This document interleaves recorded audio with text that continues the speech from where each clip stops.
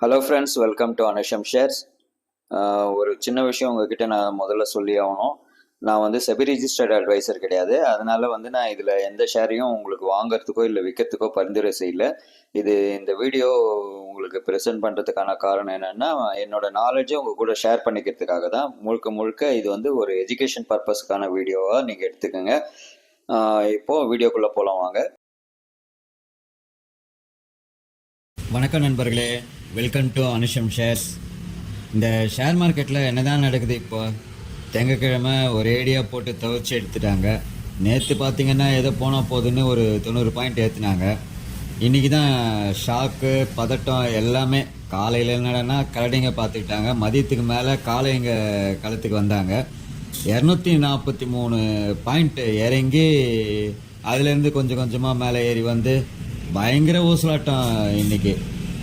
எனக்கு ஒரு சந்தேகம் என்னென்னா, இந்த எஃப்ஐஐலாம் ஹாலிடேக்கு போனவங்க தானா? புது வருஷம் பிறந்து ஒரு வாரம் ஆயிடுச்சு, ஒன்றும் நிலைமை மாறவே இல்லை. மார்க்கெட் இன்னும் அப் ட்ரெண்டுக்கு வந்த மாதிரியே தெரில.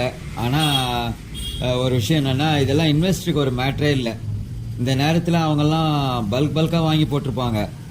இந்த ட்ரேடிங் பண்ணுறவங்க பாடு தான் கொஞ்சம் திண்டாட்டம். சரி வாங்க, நாம் இப்போ இன்வெஸ்ட்மெண்ட் பேசிஸில் சில பிரேக் அவுட் ஸ்டாக்ஸை பற்றி பார்க்கலாம். முதல்ல என் கண்ணுக்கு குளிர்ச்சியாக தெரிகிறது இந்த மாருதி ஷேர் தான்.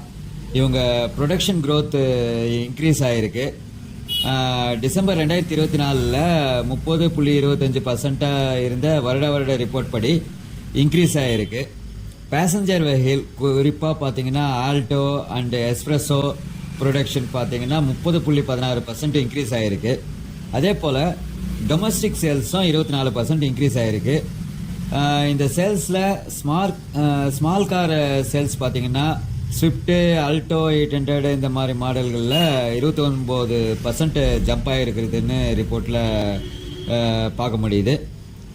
இது 20 மாதத்துக்கு அப்புறம் இந்த செக்மெண்ட்டில் இப்போ தான் முதல் தடவையாக இப்படி ஒரு சேல்ஸை பார்க்க முடியுது. கூடவே நெட் ப்ராஃபிட்டும் 36,499 மில்லியனாக இன்க்ரீஸ் ஆகிருக்கு அப்படின்றது பார்க்க முடியுது. இதுக்கு முன்னாடி இது வந்து 24,851 மில்லியனாக இருந்தது. இந்த ஸ்டாக்கை பற்றின முக்கியமான விஷயம் என்னென்னா, இவங்க விட்டாரான்னு எலக்ட்ரிக் எஸ்யூவியை லான்ச் பண்ண போகிறாங்களாம். அதை பற்றின அறிவிப்பை இந்த வருஷம் 2025 பாரத் மொபிலிட்டி எக்ஸ்போவில் வெளியிடுவாங்கன்னு நியூஸில் சொல்கிறாங்க. இது ஒரு இந்த ஷேரை ட்ரைவ் பண்ணுறதுக்கான ஒரு முக்கியமான பாயிண்ட்டாக இருக்குது. ஏன்னா எலக்ட்ரிக்கில் இவங்க காலடி எடுத்து வைக்கிறாங்கன்றது வந்து ஒரு முக்கியமான நியூஸாக மார்க்கெட்டு பார்த்துருக்கு.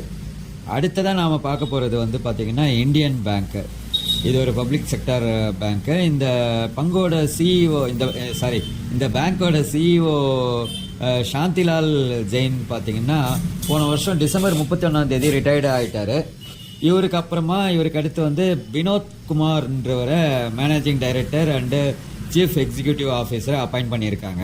இது தற்போதைய தகவல்.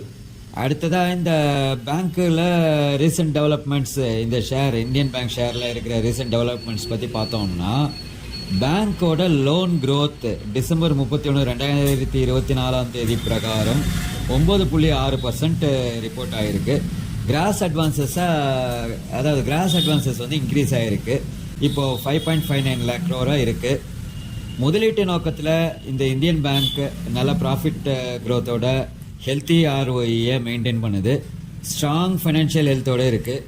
அதே நேரத்தில் இந்த பேங்க் கொடுக்குற அன்செக்யூர்டு லோன்ஸ்னால அதை திரும்ப கலெக்ட் பண்ண முடியலன்னா பேங்க்கோட லாபத்தில் பாதிப்பு ஏற்படலாம் அப்படின்றது ஒரு ரிஸ்க்கு. அதை கொஞ்சம் அப்பப்போ வாட்ச் பண்ணிக்கிறது நல்லது. ஓவராலாக பார்த்தா இந்த ஷேர் இப்போ ஒரு புல்லிஷ் அவுட்லுக்கில் தான் இருக்குது. அனலிஸ்ட்லாம் இதுக்கு வந்து 580 ரூபாயிலேருந்து 650 ரூபாய் வரைக்கும் டார்கெட் ரேஞ்ச் செட் பண்ணியிருக்காங்க. ஸோ ஒரு 10% 20% ஒரு பொட்டன்ஷியல் அப் மூவ்மெண்ட் இதில் எதிர்பார்க்கலாம்.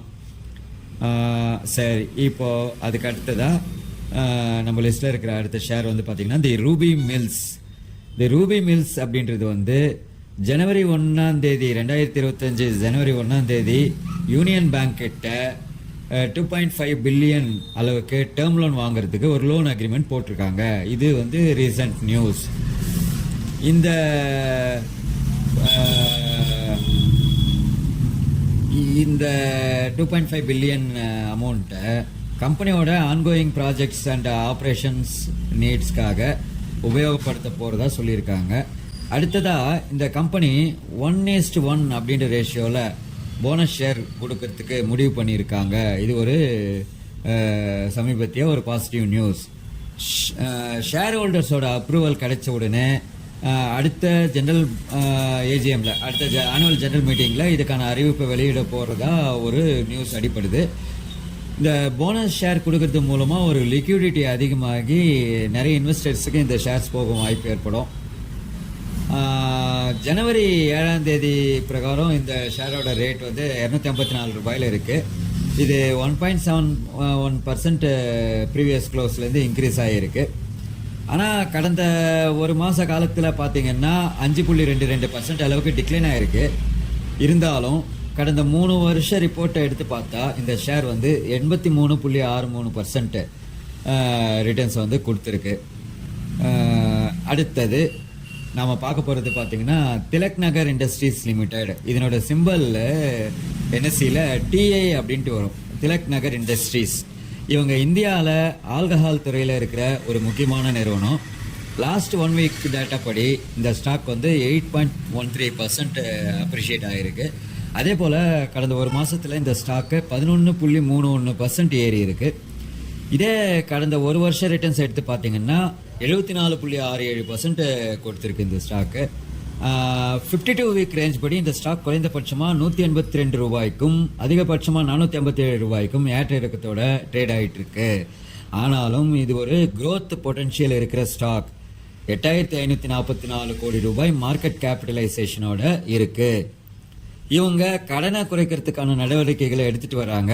இதுவே ஒரு பாசிட்டிவ் அப்ரோச் வந்து இந்த ஷேருக்கு கொடுத்துருக்கு. அதனால இது இந்த இந்த மார்க்கெட் கேபிட்டலைசேஷனை பொறுத்து இது மிட் கேப் கேட்டகரியில் வருது. ஷேர் ஹோல்டிங் பேட்டர்ன் பார்த்தீங்கன்னா ப்ரொமோட்டர் 40.14% வச்சுருக்காங்க, எஃப்ஐஐ 12.39% வச்சுருக்காங்க. இவங்க ரீசெண்டாக எஃப்ஐஐ இதில் அவங்களோட ஸ்டேக் இன்க்ரீஸ் பண்ணியிருக்காங்க. அடுத்ததாக டிஐ கிட்ட 1.18% இருக்குது. இவங்களும் சமீபத்தில் இன்க்ரீஸ் பண்ணியிருக்காங்க.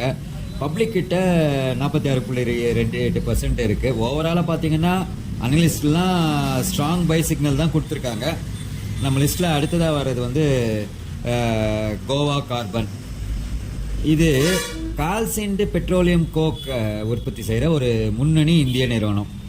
இந்த ஷேரோட கரண்ட் மார்க்கெட் பர்ஃபார்மன்ஸ் பார்த்தீங்கன்னா இன்றைக்கி இந்த ஷேர் 694 ரூபாயில் க்ளோஸ் ஆகிருக்கு 8ஆம் தேதி. ஆனால் கடந்த ஒரு வாரத்தில் இது வந்து 3.97% இன்க்ரீஸ் ஆகிருக்கு. இதனுடைய 52 வீக் ரேஞ்ச் பார்த்தீங்கன்னா 565 ரூபா லோலையும் 1009 ரூபா ஹைலையும் இருக்குது. இது ஒரு ஸ்மால் கேப் கம்பெனி, பெட்ரோகெமிக்கல் செக்டாரில் இருக்குது. இதனுடைய மார்க்கெட் கேபிட்டல் 624.97 கோடி. இதனுடைய பி பார்த்தீங்கன்னா 17.25 இருக்குது. போன வருஷம் அதாவது ஜனவரி 29, 2024 100% ஃபைனல் டிவிடெண்டை கொடுத்தாங்க. அதாவது 10 ரூபா பர் ஷேர் அப்படின்ட்டு டிவிடெண்டாக கொடுத்தாங்க. போன செப்டம்பர் 30 குவார்ட்டர் எண்டிங்கில் இதனுடைய ரெவென்யூ 122 கோடியாக பதிவாகிருக்கு. நெட் லாஸ் 10 கோடியாக ரெக்கார்ட் ஆகிருக்கு.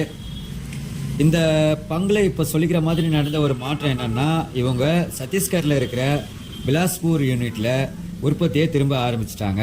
இது இந்த மாதம் ஜனவரி 1லேருந்து நார்மல் ஆகிட்டு வருது. அதனால் இவங்களோட உற்பத்தி அதிகமாச்சுன்னா அதே நேரத்தில் இவங்களோட சேல்ஸ் இன்க்ரீஸ் ஆகி லாஸ் குறைய வாய்ப்பு இருக்குது. இந்த கம்பெனி சீக்கிரம் ப்ராஃபிட் பண்ண ஆரம்பிக்குன்றது பலரோட கருத்தாக இருக்குது. சரிங்க, எது எப்படியோ அது எல்லாம் இந்த வீடியோவில் நம்ம டிஸ்கஸ் பண்ண இந்த தகவல்கள் எல்லாமே உங்களுக்கு உபயோகப்படக்கூடிய தகவல்கள் மட்டும்தான். இறுதியாக எந்த பங்கையும் வாங்கவோ இல்லை நான் விற்கவோ உங்களுக்கு பரிந்துரை செய்யலை.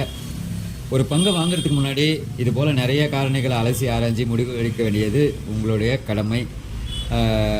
அப்படி இல்லாத பட்சத்தில் ஒரு நல்ல அட்வைசர் அணுகிறது இன்னும் ஒரு சிறப்பான விஷயம். இது வரைக்கும் இந்த வீடியோ தொடர்ந்து பார்த்த நண்பர்கள் அனைவருக்கும் நன்றி. இந்த வீடியோவை உங்களோட ஃபேஸ்புக், வாட்ஸ்அப்பில் உங்கள் ஷேர் மார்க்கெட் நண்பர்களோட ஷேர் பண்ணிக்கோங்க. இந்த சேனலுக்கு நீங்கள் இன்னும் சப்ஸ்கிரைப் பண்ணலைன்னா இப்போவே சப்ஸ்கிரைப் பண்ணிடுங்க. அப்புறம் ஒரு லைக்கோ இல்லை கமெண்ட்டோ பண்ணுங்க. அது எனக்கு இந்த யூடியூப்ல அடுத்த லெவலுக்கு போகிறதுக்கு ரொம்ப உதவியாக இருக்கும். மீண்டும் அடுத்த வீடியோவில் உங்களை சந்திக்கிறேன். பை.